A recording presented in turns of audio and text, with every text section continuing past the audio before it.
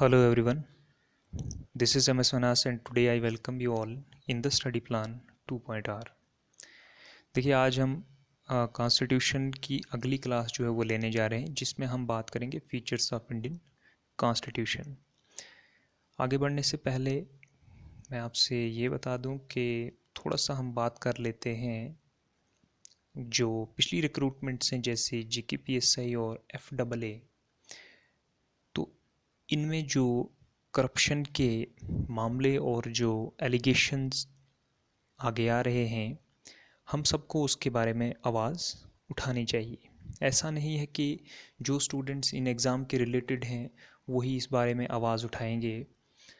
जितने भी और लोग हैं हर इंसान को करप्शन के अगेंस्ट अपनी वॉइस को रेज़ करना चाहिए और एक फेयर और ट्रांसपेरेंट मैकेनिज़्म जो है उसको इस्टेब्लिश करने में हर एक इंसान का कंट्रीब्यूशन होना चाहिए। तो ये थी आज की अपील और चलिए आज हम नेक्स्ट देखते हैं। अपना जो लेक्चर है वो फीचर्स ऑफ इंडियन कॉन्स्टिट्यूशन के बारे में है। इससे पहले हम देख चुके हैं कि कॉन्स्टिट्यूंट असेंबली का आइडिया जो आया 1934 के अंदर MN रॉय ने अपना आइडिया दिया। उसके बाद कॉन्स्टिट्यूशन को बनाने के लिए कॉन्स्टिट्यूंट असेंबली को फॉर्म किया गया, बनाया गया और उसके बाद ड्राफ्टिंग कमेटी जो है जिसके चेयरमैन BR अम्बेडकर थे उन्होंने अपने कॉन्स्टिट्यूशन को बनाया और 2 साल 11 महीने 18 दिन के अंदर हमारे कॉन्स्टिट्यूशन को फ्रेम कर लिया। उसके बाद हमने ये देखा कि 26 जनवरी 1950 को हमारा कानून जो है वो लागू हो जाता है और उसके बाद हम अपने कॉन्स्टिट्यूशन की स्टडी आगे करते हैं।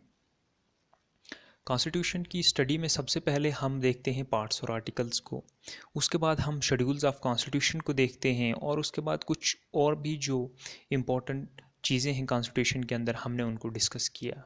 आज हम यहीं से एक और टॉपिक उठाने जा रहे हैं जो है फीचर्स ऑफ इंडियन कॉन्स्टिट्यूशन। तो इंडियन कॉन्स्टिट्यूशन की फ़ीचर्स क्या हैं? तो ये लेक्चर्स जो हैं आने वाले जितने भी एग्ज़ाम्स हैं चाहे वो VLW का एग्ज़ाम है, देखिए कोई भी क्वेश्चन जो है इन टॉपिक्स के बाहर नहीं जाएगा। मैं आज भी कह रहा हूँ, कल भी कहूँगा कि कोई भी क्वेश्चन जो है इन टॉपिक्स के बाहर नहीं जाएगा और आपको जी जान लगा के बस ये नहीं सोचना है कि ये जो पढ़ा रहे हैं वो क्या है क्या नहीं है। आप यहाँ जो आप पढ़ रहे हैं वो 100% ऑथेंटिक है और इसके अलावा आपको कुछ भी पढ़ने की ज़रूरत नहीं है, चाहे वो कोई बड़ी भी बुक क्यों ना हो, रिनाउंड बुक क्यों ना हो, कोई भी पढ़ने की ज़रूरत नहीं है। तो फीचर्स में हम पहली बात करेंगे, हमारा जो इंडियन कॉन्स्टिट्यूशन है वो रिटन है और लेंथियस्ट है कॉन्स्टिट्यूशन, मतलब दुनिया में सबसे ज़्यादा लेंथियस्ट आप मान सकते हैं, सबसे ज़्यादा बड़ा जो कानून जो आइन है जो संविधान है वो हिंदुस्तान का है। दूसरे पॉइंट की अगर हम जैसे बात करें तो जिसमें 295 आर्टिकल्स हैं, ठीक है, 22 पार्ट्स हैं और 12 शेड्यूल्स हैं और एक हमारे पास प्रिम्बल है। ठीक है, प्रिम्बल को हम आगे डिस्कस करेंगे एक अलग लेक्चर के अंदर। उसके अलावा कुछ 4A और 14A कुछ नए पार्ट्स जो जोड़े गए, 9A और 9B को जोड़ा गया और पार्ट 7 को हमने डिलीट कर दिया। पीछे हमने देखा कि 4A जो है वो फंडामेंटल ड्यूटीज़ के साथ डील करता है, उसके अलावा 14A ट्रिब्यूनल्स के साथ और 9A म्यूनसिपैलिटीज़ और 9B कॉरपोरेटिव्स। पार्ट 7 जो है उसको डिलीट कर दिया गया है। ये हमने पीछे के लेक्चर्स में डिटेल्स में देखा। उसके अलावा अगर हम बात करें तो इंडियन कॉन्स्टिट्यूशन जो है वो बल्किएस्ट है। बल्किएस्ट का मीनिंग ये हुआ कि सबसे ज़्यादा जिसमें आर्टिकल्स हैं, पार्ट्स हैं और सबसे ज़्यादा कानून जो है, सबसे ज़्यादा बल्किएस्ट बुक जो है वो हिंदुस्तान की है। मतलब हिंदुस्तान में इतने कानून हैं कि जितना दुनिया में किसी और जो कोई भी रिटन कॉन्स्टिट्यूशन है उसके अंदर उतने कानून नहीं है। और ये जो कानून है ये हमने अलग अलग देशों से लाए हैं। अब देखिए ऐसे कौन से देश हैं और कौन कौन से ऐसे सोर्सेज हैं जहाँ से हमने अपने इंडियन कॉन्स्टिट्यूशन को फ्रेम किया है। तो सबसे पहले इस सोर्स में पहला नाम जुड़ता है गवर्नमेंट ऑफ इंडिया एक्ट 1935 का। Okay, government of India act 1935 जो है अपने आप में बहुत बड़ा एक्ट है और इस एक्ट्स में से हमने क्या क्या लाया अब हम ये नीचे देखते हैं। तो अगर हम दूसरी बात करें तो हमारे देश में एक ही कानून है, एक ही कॉन्स्टिट्यूशन है, चाहे वो यूनियन हो मतलब दिल्ली हो या स्टेट्स हों या बाकी जितनी भी स्टेट्स हैं हमारी वो हैं, सब जगह एक ही कॉन्स्टिट्यूशन जो है वो माना जाता है। अगर इसके अलावा हम बात करें तो यूएसए की अगर हम बात करें तो वहाँ पे बेशक वो यूएसए कहलाता है, लेकिन उसमें जितनी भी स्टेट्स हैं उनका एक अलग अलग कानून है। देखिए कॉन्स्टिट्यूशन, इंडियन कॉन्स्टिट्यूशन जो है वो रिजिड है और फ्लेक्सिबल भी है। सबसे पहले मैं ये बताता हूँ कि रिजिड क्या है। रिजिड का मतलब होता है डिफ़िकल्ट टू चेंज, उसको अमेंडमेंट करना, हमारे इंडियन कॉन्स्टिट्यूशन के अंदर बदलाव लाना, ठीक है, वो बहुत मुश्किल है। जैसे जैसे प्रेसिडेंट को इम्पीच करना, प्रेसिडेंट की इम्पीचमेंट मतलब प्रेसिडेंट को हटाना, ये बहुत ही डिफ़िकल्ट काम है। इसके लिए हमें स्पेशल मेजॉरिटी की ज़रूरत पड़ती है। लेकिन अगर हम फ्लेक्सिबल की बात करें तो फ्लेक्सिबल का ये दूसरा मीनिंग है कि इसमें चेंज लाना बहुत आसान है। देखिए हमारा हमारा इंडियन कॉन्स्टिट्यूशन रिजिड भी है और फ्लेक्सिबल भी है। इसके अंदर चेंज लाना बहुत मुश्किल भी है और बहुत आसान भी है। ठीक है, फ्लेक्सिबल की अगर हम बात करें, अगर हम अपनी बाउंड्रीज़ को अल्टर करना चाहें, स्टेट की बाउंड्रीज़ को, तो हम सिंपल अमेंडमेंट के साथ उसको चेंज कर सकते हैं। तो ये हमने अभी तक देखा, ठीक है, स्पेशल मेजॉरिटी। अब देखिए रिजिड जो है वो यूएसए का है। जैसे मैंने अभी बताया कि यूएसए के कॉन्स्टिट्यूशन में आप कोई चेंज नहीं ला सकते, ठीक है, लेकिन फ्लेक्सिबल जो है वो यूके का है, यूनाइटेड किंगडम ब्रिटेन का है, ठीक है, वहाँ पे आप कुछ भी जो है वो उसके अंदर आराम से चेंज ला सकते हैं। लेकिन इंडिया का जो है वो बोथ है, जैसे कि हमने पिछले लेक्चर्स में पढ़ा कि इंडियन कॉन्स्टिट्यूशन जो है इसको क्वासी फेडरल कहा जाता है। और नेक्स्ट अगर हम बात करें तो कॉन्स्टिट्यूशन के जो बिगेस्ट सोर्सेज हैं अब हम उनके साथ पढ़ने जा रहे हैं। सबसे पहला सोर्स जो है वो आता है गवर्नमेंट ऑफ इंडिया एक्ट 1935, ठीक है। वन बाय वन पॉइंट आपने ये सारे याद रखने हैं और ये क्वेश्चंस में डायरेक्ट पूछा जाता है, ठीक है। तो गवर्नमेंट ऑफ इंडिया एक्ट 1935 में office, government of India act 1935 से क्या लाया गया, ऑफिस ऑफ गवर्नर, ठीक है, इमरजेंसी प्रोविजंस जो हमारे होते हैं, और पब्लिक सर्विस कमीशन जिसको हम यूपीएससी कहते हैं, ओके, पीएससी कहते हैं। तो ये जो तीन चीज़ें हैं ये गवर्नमेंट ऑफ इंडिया एक्ट 1935 से लाई गई। गवर्नर, इमरजेंसी प्रोविजन, मतलब इमरजेंसी प्रोविजन वो होते हैं जब हम इमरजेंसी जो है तीन टाइप से लगा सकते हैं। फाइनेंशियल इमरजेंसी होती है, उसके बाद प्रेसिडेंट रूल एक किस्म की इमरजेंसी होती है, और एक जो होती है नेशनल इमरजेंसी हम जिसे कहते हैं। तो ये इमरजेंसी प्रोविजंस जो हैं ये भी हमने 1935 से लाए। उसके अलावा ब्रिटिश कॉन्स्टिट्यूशन से हमने क्या लाया, तो ब्रिटिश कॉन्स्टिट्यूशन से हमने लाया सबसे पहली चीज़ पार्लियामेंट्री फॉर्म ऑफ गवर्नमेंट के। जैसे कि आप जानते हैं हमारे हिंदुस्तान में पार्लियामेंट्री फॉर्म है गवर्नमेंट की, मतलब सब कुछ जो है वो पार्लियामेंट से चलता है। दूसरा बाईकैमरलिज्म, मतलब हमारे पार्लियामेंट में लोकसभा भी है और राज्यसभा भी है। उसके अलावा रूल ऑफ लॉ, मतलब सब लॉ के आगे बराबर हैं। और सिंगल सिटीजनशिप, सब जो नागरिक हैं वो कहाँ के हैं, सिटीजन कहाँ के होंगे, इंडिया के होंगे। और ये हमने कहाँ से लाया, ब्रिटिश कॉन्स्टिट्यूशन से लाया।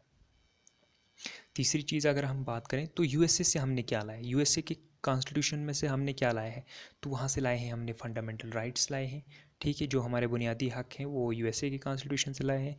जुडिशल रिव्यू लाया है, इम्पीचमेंट ऑफ प्रेसिडेंट के प्रेसिडेंट को कैसे हटाया जाता है, पोस्ट ऑफ वाइस प्रेसिडेंट की पोस्ट को भी हमने यूएसए से लाया है। Removal of supreme court and high court, ठीक है, हाई कोर्ट और सुप्रीम कोर्ट के जो जजेस होते हैं उनको कैसे रिमूव करते हैं, ये भी हमने यूएसए की कॉन्स्टिट्यूशन से लाया। आयरलैंड के कॉन्स्टिट्यूशन से हमने क्या लाया, देखिए आयरलैंड के कॉन्स्टिट्यूशन से हमने लाया directive principles of state policy. और दूसरा जो है वो लाया हमने methods for election of president. और तीसरा जो है वो हमने लाया nomination of members of Rajya Sabha, ठीक है। Directive principles of state policy, ये वो प्रिंसिपल्स होते हैं जो ये डिफाइन करते हैं कि गवर्नमेंट की पॉलिसीज़ जो हैं वो कैसी होनी चाहिए। वो डिपेंड करता है, वो सारी पॉलिसीज़ जो हैं वो directive principles of state policies को ध्यान में रख के बनाई जाती है। उसके अलावा methods for the election of president, अब प्रेसिडेंट का इलेक्शन कैसे होगा ये हम आगे डिटेल में डिस्कस करेंगे कि प्रेसिडेंट का इलेक्शन ये कैसा होता है, वो आयरलैंड से लाया गया है। उसके बाद nomination of members of Rajya Sabha, Rajya Sabha में जैसे कि आप जानते हैं कि 12 जो है वो नॉमिनेटेड मेंबर्स होते हैं, तो वो जो है ये भी हमने कहाँ से लाया है, आयरलैंड के कॉन्स्टिट्यूशन से लाया है। उसके बाद हम बात करें तो कनाडा का जो कॉन्स्टिट्यूशन है वहाँ से हमने क्या लाया है, फेडरेशन विद स्ट्रॉन्ग सेंटर, ठीक है। फेडरेशन तो ठीक है, लेकिन विद स्ट्रॉन्ग सेंटर। इसका ये मीनिंग है कि फेडरेशन मतलब पावर जो है वो स्टेट के पास भी होगी और सेंटर के पास भी होगी। ठीक है, मान के चलिए कि जे.एंड.के पास भी कुछ पावर है, लेकिन सेंटर के पास भी तो पावर है। लेकिन फेडरेशन विद स्ट्रॉन्ग सेंटर की बात करता है कि पावर जो है अगर वो स्टेट के पास भी है और सेंटर के पास भी है, लेकिन उसमें जो ज़्यादा पावर होगी वो सेंटर की होगी। ठीक है, फेडरेशन होगी, डिवीजन ऑफ पावर होगी, लेकिन ज़्यादा पावर सेंटर के पास होगी। उसके अलावा अगर हम बात करें तो residuary power with centre, centre के पास जो है वो, जैसे कि हमने अभी देखा, कंप्लीट पावर जो है वो सेंटर के पास होगी। Appointment of governor of states by central advisory. और तीसरी चीज़ क्या लाई कि जो अपॉइंटमेंट है किसी भी गवर्नर की किसी भी स्टेट के अंदर, वो कौन करेगा, वो सेंटर करेगा। ठीक है, दिल्ली से होगी वो। और जुरिडिक्शन ऑफ सुप्रीम कोर्ट, और सुप्रीम कोर्ट की जो भी जस्टिस, जो भी जुरिडिक्शन है, जो भी काम है, वो हमने कहाँ से लाया, कनाडा के कॉन्स्टिट्यूशन से। उसके अलावा अगर हम जर्मनी की बात करें तो जर्मनी से हमने लाया है fundamental rights, suspension of fundamental rights during emergency. अगर कभी भी हमारे देश के ऊपर इमरजेंसी लगती है तो उसमें जो हमारे फंडामेंटल राइट्स हैं उनको सस्पेंड किया जाता है। अभी आप देखेंगे कि ऐसे कौन से जो आर्टिकल्स हैं, जो राइट्स हैं, जो सस्पेंड नहीं होते। तो आर्टिकल 20 और 21 जो है ये इमरजेंसी के दौरान सस्पेंड नहीं होता। ड्यूरिंग इमरजेंसी आर्टिकल 20 और 21 जो है वो सस्पेंड नहीं होता। ठीक है, नेक्स्ट अगर हम बात करें तो हमने ऑस्ट्रेलिया से भी कुछ लाया है जिसमें अपनी कॉन्करेंट लिस्ट है। कॉन्करेंट लिस्ट जैसे कि हमने देखा था कि कॉन्करेंट लिस्ट वो लिस्ट होती है जिसमें सेंटर भी कानून बना सकता है और स्टेट भी कानून बना सकता है। कॉन्करेंट लिस्ट जैसे एजुकेशन आता है, ठीक है, तो एजुकेशन कॉन्करेंट लिस्ट के अंदर आता है। एजुकेशन के ऊपर सेंटर भी कानून बना सकता है और स्टेट भी कानून बना सकता है। उसके अलावा हमने ऑस्ट्रेलिया से क्या लाया है, joint sitting of to houses of parliament. ठीक है, जॉइंट सिटिंग जो है टू हाउसेज ऑफ पार्लियामेंट जो है वो भी हमने ऑस्ट्रेलिया से लाया है। फ्रीडम ऑफ ट्रेड, उसके अलावा जो पार्ट 13 है वो भी हमने कहाँ से लाया है, ऑस्ट्रेलिया से लाया है। Freedom of trade, commerce and intercourse. अगर आगे हम देखें रशिया, रशिया से हमने लाए हैं फंडामेंटल ड्यूटीज़ कि हर सिटीज़न की कुछ फंडामेंटल ड्यूटीज़ होती हैं। ठीक है, तो वो हमने लाए हैं रशिया से। देखिए ये याद करने की बात है। दूसरी चीज़ अगर हम देखें रशिया से हमने क्या लाया है, हमने लाया है जस्टिस।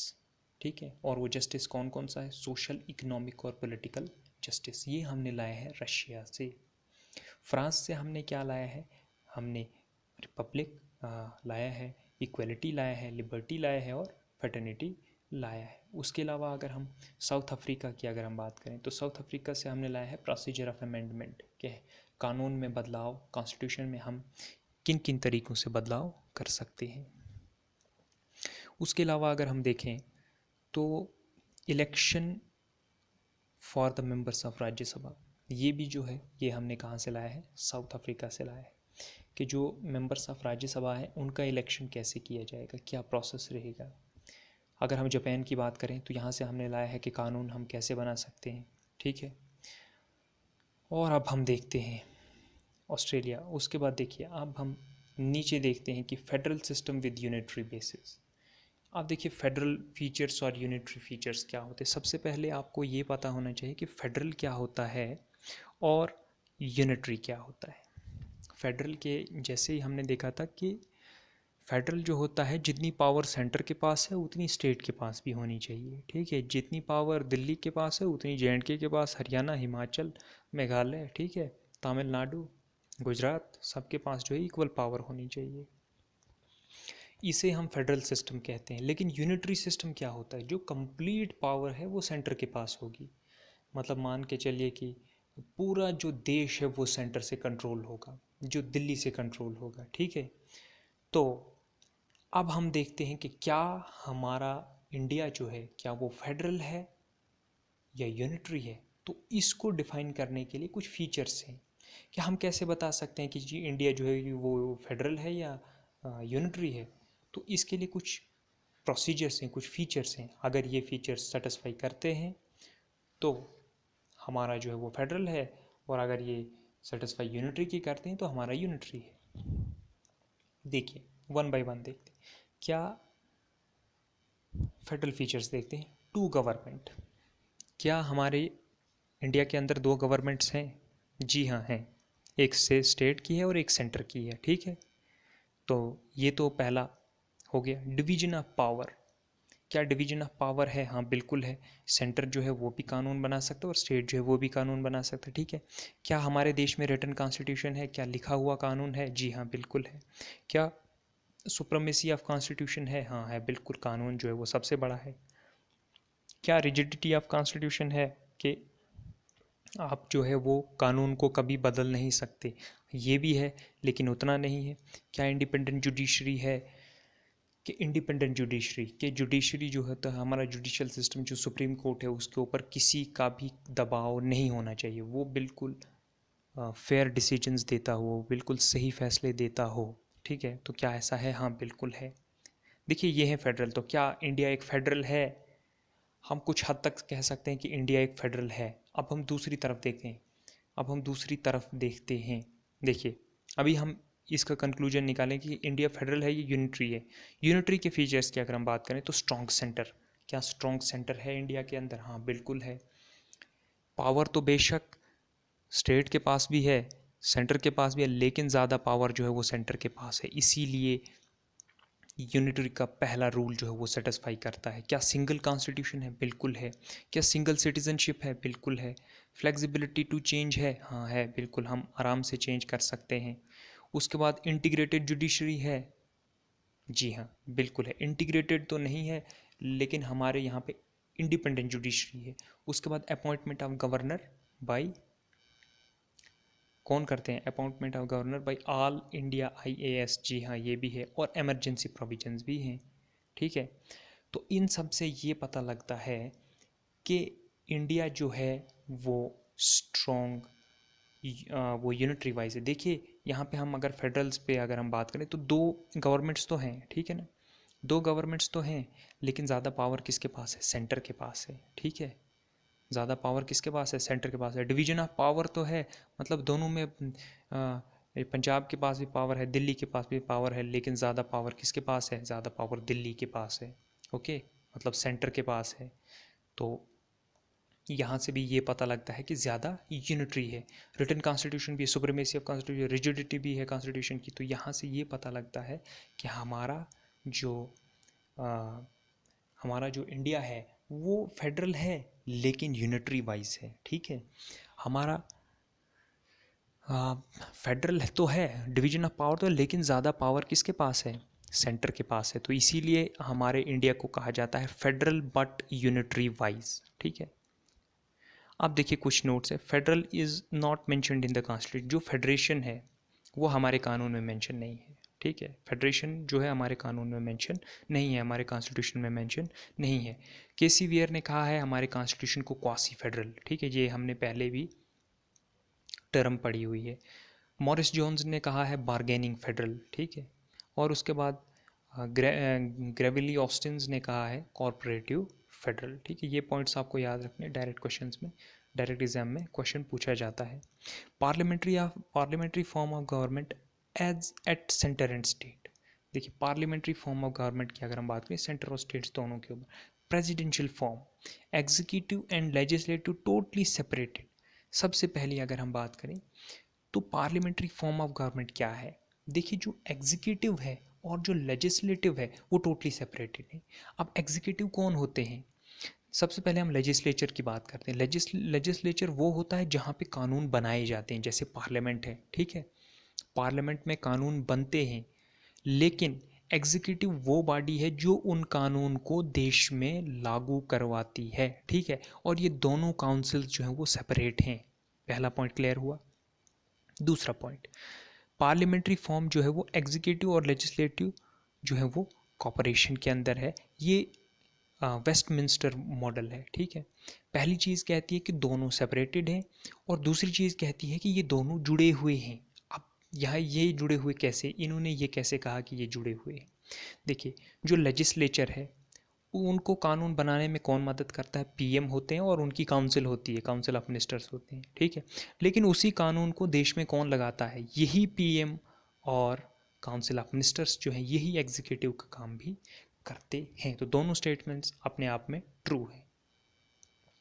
नेक्स्ट अगर हम बात करें तो features of parliamentary form of government. ठीक है, पार्लियामेंट्री फॉर्म ऑफ गवर्नमेंट के क्या क्या फीचर्स हैं। तो presence of nominal and real head. देखिए नॉमिनल हेड कौन होता है, president is the nominal head, और रियल हेड कौन है, रियल हेड अपना प्राइम मिनिस्टर है।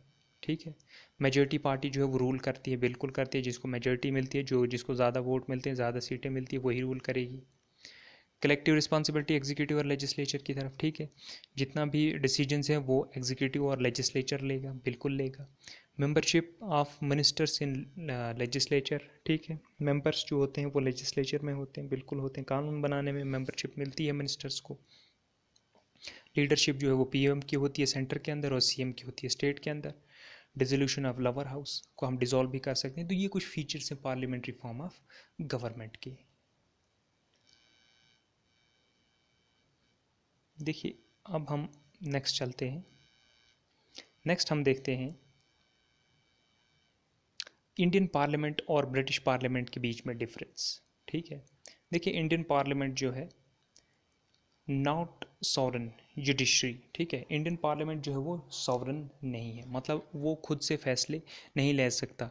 मतलब मान के चले कि अगर कोई कानून जो है वो पास कर दिया गया है, अगर वो ठीक है तो ठीक है, लेकिन अगर वो गलत है तो उसको जुडिशरी जो है वो चैलेंज कर सकता है। जुडिशरी में आपको, कोर्ट में आप उसको चैलेंज कर सकते हैं। उसके अलावा यहाँ पे इलेक्टेड हेड होता है। लेकिन यहाँ पे अगर हम ब्रिटिश पार्लियामेंट की अगर हम बात करें तो सॉवरन है, जो एक बार पार्लियामेंट में ने बोल दिया वो बोल दिया, उसको आप कहीं चैलेंज नहीं कर सकते। उसके अलावा जो इंडियन पार्लियामेंट में जो रियल हेड होता है वो चुन के आता है। ठीक है, और यहाँ पे हेरिडिटरी हेड होता है, मतलब बाप दादा और उनके आगे बेटे जो हैं, ठीक है, बाप का बेटा जो है वो राज करेगा, हेरिडिटरी होते हैं।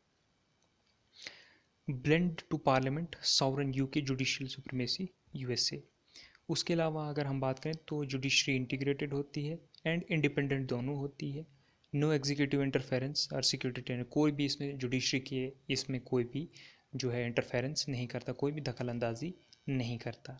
देखिए यहाँ पे एक स्टेटमेंट है कि पार्लियामेंट जो है कैन मेक एनी लॉ। ठीक है, सॉवरन है कि पार्लियामेंट जो है वो कोई भी कानून बना सकता है। ठीक है, लेकिन उसे हम सॉवरन कहते हैं, उसे हम क्या कहते हैं, सॉवरन। पार्लियामेंट जो है वो सॉवरन है, किसी भी कानून, उसको आज़ादी है हर कानून बनाने की। लेकिन लेकिन लेकिन लेकिन जुडिशरी कैन कैंसल दैट। लेकिन जुडिशरी जो है किसी भी कानून को कैंसल कर सकता है। इसका मतलब है जुडिशरी जो है वो सुप्रीम है, जुडिशरी से बड़ा कोई नहीं है, कोर्ट से बड़ा कोई नहीं है। नेक्स्ट अगर हम बात करें कुछ फंडामेंटल राइट्स की, अगर हम बात करें तो टेकन, अब हम बात करते हैं कि फंडामेंटल राइट्स कहाँ से लाए हैं। हमने यूएसए से लाए हैं, पार्ट 3 के अंदर है, आर्टिकल 12 से 35 के बीच में है, और टोटल 7 थे। फंडामेंटल राइट्स पहले कितने थे, 7 थे, लेकिन 7वें को हमने डिलीट कर दिया, मतलब 7वें को हमने कैंसिल कर दिया, और बचे हमारे पास 6 फंडामेंटल राइट।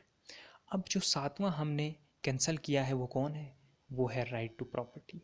ठीक है, वो कौन है, राइट टू प्रॉपर्टी। इसको हमने डिलीट किया था 44th कॉन्स्टिट्यूशनल अमेंडमेंट 1978 के अंदर। इसको हमने अपने कानून में से हमने अपने फंडामेंटल राइट्स में से निकाल दिया बाहर, और इसको डाल दिया आर्टिकल 300A के अंदर। ठीक है, आर्टिकल 32 और आर्टिकल 19 जो है ये भी प्रॉपर्टी के रिलेटेड थे, और इनको अब हमने रिमूव कर दिया है फंडामेंटल राइट्स में से। कि नेट शेल में अगर हम बात बताएं तो फंडामेंटल राइट टू प्रॉपर्टी जो है वो फंडामेंटल राइट नहीं है, वो अब एक लीगल राइट है, और वो है आर्टिकल 300A आ लीगल राइट। ठीक है, राइट टू प्रॉपर्टी के बारे में हमने पीछे भी डिस्कस किया था। तो जो 6 फंडामेंटल राइट्स बचते हैं वो कौन कौन से हैं, जिसमें अपना पहला आता है राइट टू इक्वलिटी, 14 से 18 आर्टिकल्स हैं। राइट टू फ्रीडम 19 से 22, right against exploitation 23-24, right to freedom of religion की फ्रीडम 25 से 28, कल्चरल और एजुकेशनल राइट 29-30, और right to constitutional remedy article 32, जिसे heart and soul of constitution भी कहा जाता है। ठीक है, heart and soul of constitution direct question पूछा जाता है। नेक्स्ट अगर हम देखें तो प्रॉपर्टीज़ क्या है। देखिए प्रॉपर्टीज़ जो हैं जस्टिसेबल, इनको आप, ठीक है, इनको आप कोर्ट में चैलेंज कर सकते हैं। ठीक है। अगर आपका फंडामेंटल राइट जो है वो छीना जा रहा है तो आप उसको कोर्ट में चैलेंज कर सकते हैं। उसके बाद नॉट एब्सोल्यूट, एब्सोल्यूट नहीं है। मान के चले कि आप जो है वो, मान के चले कि आपको कोई फंडामेंटल राइट है, जैसे राइट टू एक्सप्रेशन है, ठीक है, फंडामेंटल राइट है, लेकिन अब राइट टू एक्सप्रेशन जो है, अब आप किसी को भी गाली देने शुरू हो जाएंगे तो राइट टू एक्सप्रेशन कहाँ रहेगा। तो नॉट एब्सोल्यूट कि आपके पास पूरी आज़ादी नहीं है, ठीक है, आप फंडामेंटल राइट्स जो है किसी लिमिट तक इस्तेमाल कर सकते हैं। जैसे आप किसी को अब्यूज़ कर रहे हैं, ठीक है, तो ये कोई फंडामेंटल रही नहीं है। आप ये कहेंगे कि आर्टिकल 19 जो है राइट टू एक्सप्रेशन है और मैं किसी को भी गाली देने शुरू हो जाऊंगा, तो वो ठीक बात नहीं है। नॉट सेक्रोसेंट का मतलब होता है नॉट फिक्स्ड, फिक्स्ड नहीं है, इनको हम चेंज भी कर सकते हैं, ठीक है। फंडामेंटल राइट्स जो हैं आर्टिकल 20 और 21, जैसे मैंने कहा कि ये इनको हम सस्पेंड नहीं कर सकते ड्यूरिंग इमरजेंसी सिचुएशंस के अंदर। अब क्या कहता है आर्टिकल 20 और आर्टिकल 21। आर्टिकल 20 कहता है gives the protection of self respect for conviction of offences. देखिए, अगर आपके ऊपर कोई जुर्म हो रहा है, ठीक है, इमरजेंसी लगी हुई है और कोई आपके ऊपर ज़बरदस्ती जुर्म करने की कोशिश कर रहा है, तो राइट आर्टिकल 20 के तहत जो है आप उसके खिलाफ जा सकते हैं, ठीक है। उसके बाद आर्टिकल 21 कहता है राइट टू लाइफ और personal liberty and right to die with dignity, ठीक है। और आर्टिकल 21 क्या कहता है कि आपको जीने का हक है, बेशक इमरजेंसी लगी है, लेकिन ऐसा नहीं है कि अब आप जो है वो आपको खाना पीना भी छोड़ देंगे, ठीक है, ऐसा नहीं है। तो राइट टू लाइफ जो है या पर्सनल लिबर्टी जो है वो आर्टिकल 21 के अंदर आती है और जो सस्पेंड नहीं होता है। नेक्स्ट देखिए, नेक्स्ट अगर हम बात करें directive principles of state policy की, हमने आयरलैंड से लाए थे, पार्ट 4 के अंदर आते हैं। 36 से लेके 51 तक आर्टिकल्स हैं। नॉन जस्टिसिएबल, आप इनको कोर्ट में चैलेंज नहीं कर सकते। एस्टैब्लिश वेलफेयर स्टेट की बात करते हैं ये, ठीक है, वेलफेयर स्टेट की बात करते हैं। उसके बाद स्टेट जो है, state apply these principle to make laws so common as the fundamental governance of country. देखिए, स्टेट जो है इन प्रिंसिपल, इन लॉज को लेकर जितने भी चीज़ें हैं, जितनी भी गवर्नेंस है, मतलब हमने कौन सी पॉलिसी कैसे बनानी है, वो सब ये directive principles of state policy को देखकर गवर्नमेंट जो है वो चलती है। कोई भी गवर्नमेंट जो है वो DPSPs के ऊपर चलती है।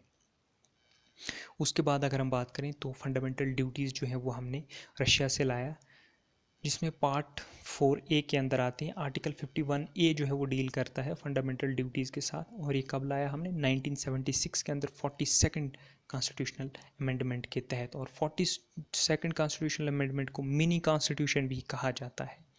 सजेस्टेड, और ये किसने सजेस्टेड किया था? सवारण सिंह कमेटी ने। टोटल हमारे पास 11 फंडामेंटल राइट हैं, 10 जमा एक जो है वो बाद में लाया गया 86 कॉन्स्टिट्यूशनल अमेंडमेंट में। 86 कॉन्स्टिट्यूशनल अमेंडमेंट जो है वो देखिए नीचे बताते हैं 2002 में हुई। क्या कहती है ये 86 कॉन्स्टिट्यूशनल अमेंडमेंट कहती है कि ये पेरेंट्स की ड्यूटी है कि वो अपने बच्चों को 6 से 14 साल के जितने भी बच्चे हैं उनको स्कूल भेजें। नॉन जस्टिसेबल है, आप इनको कोर्ट में चैलेंज नहीं कर सकते। उसके बाद हम नेक्स्ट बात करते हैं सेकुलर स्टेट की। क्या है सेकुलर स्टेट? ठीक है, देखिए, secular state this was not present in original constitution. Secular word जो है, सेकुलरिज्म जो है हमारे कानून में, हमारे कॉन्स्टिट्यूशन में इस वर्ड का इस्तेमाल नहीं किया गया है, ठीक है। अब नहीं किया गया है मतलब इसको ऐड किया गया है फिर, और ये ऐड किया है 42 कॉन्स्टिट्यूशनल अमेंडमेंट 1976 के अंदर वर्ड सेकुलर जो है उसको ऐड किया गया है हमारे प्रियम्बल के अंदर, ठीक है। इंडियन मीनिंग ऑफ सेकुलर, अब इंडियन मीनिंग क्या है सेकुलर? सेकुलर होता क्या है? ठीक है, जितने भी रिलीजन हैं हमारी कंट्री के अंदर will have the same sport status from all the state. तो सेकुलर का ये मीनिंग है कि जितने भी धर्म हैं कहाँ पे? हमारे इंडिया के अंदर, उनके पास सेम स्पोर्ट है, मतलब उनको हर चीज़ की आज़ादी मिलेगी और उनको हर वो स्टेटस मिलेगा, ठीक है। उसे हम कहेंगे सेकुलर स्टेट। उसके बाद हम बात करते हैं नेक्स्ट पॉइंट की, जो है यूनिवर्सल अडल्ट फ्रेंचाइज। इसका मतलब ये है कि जब कोई भी 18 साल का हो जाता है या उससे ज़्यादा हो जाता है, उसके पास एक पावर आ जाती है, राइट टू वोट। वो अब वोट दे सकता है। जब कॉन्स्टिट्यूशन जो है वो बनाया गया, तब इसकी एज जो है वो 21 साल थी। वोट देने की एज कितनी थी? 21 साल थी। लेकिन 61 कॉन्स्टिट्यूशनल अमेंडमेंट 1988 के अंदर इसमें लाया गया कि इस कानून को जो है इस एज को 21 से 18 कर दिया जाए। तो यहाँ पे 18 जो है वो कर दी गई। उसके बाद अगर हम बात करें, अगली चीज़ हम बात करें तो सिंगल सिटीज़नशिप। कोई भी जो है, अब सिटीज़नशिप तो उसकी इंडियन ही रहेगी। ऐसा नहीं है कि कोई जो है वो अब बोलेगा नहीं मैं महाराष्ट्र का सिटीज़नशिप हूँ, कोई मध्य प्रदेश का सिटीज़नशिप है, कोई बांग्लादेश का सिटीज़नशिप है, ठीक है। ऐसा नहीं होगा, सबकी सिटीज़नशिप है वो सिंगल है और citizenship is Indian. 12th point की अगर हम बात करें तो इंडिपेंडेंट बॉडीज़। अब देखिए इंडिपेंडेंट बॉडीज़ क्या होती हैं कि जिनके ऊपर गवर्नमेंट का कंट्रोल नहीं होता है, जिसमें इलेक्शन कमीशन ऑफ इंडिया आता है, cab controller and auditor general. देखिए ये कौन होता है, इसके बारे में हम डिटेल में डिस्कस करेंगे एक नेक्स्ट लेक्चर में। उसके बाद यूपीएससी एक इंडिपेंडेंट बॉडी, और स्टेट पीएससीज जो है ये इंडिपेंडेंट बॉडीज़ हैं, कोई भी गवर्नमेंट का कंट्रोल इनके ऊपर नहीं है। नेक्स्ट हम बात करते हैं इमरजेंसी प्रोविजंस की। क्या होते हैं इमरजेंसी प्रोविजंस? देखिए क्या होते हैं, पार्ट 18 के अंदर आते हैं इमरजेंसी प्रोविजन। आर्टिकल 352 से लेके 360 तक। देखिए आर्टिकल 352 डील करता है हमारी नेशनल इमरजेंसी के साथ। नेशनल इमरजेंसी क्या होती है कि इमरजेंसी का मीनिंग क्या होता है कि पूरा देश बंद, ठीक है, पूरा देश बंद हो जाएगा, कोई भी जो है घर से बाहर नहीं निकलेगा, ठीक है। बाहर इमरजेंसी लगी हुई है, आर्टिकल 144 लगा हुआ है, ठीक है।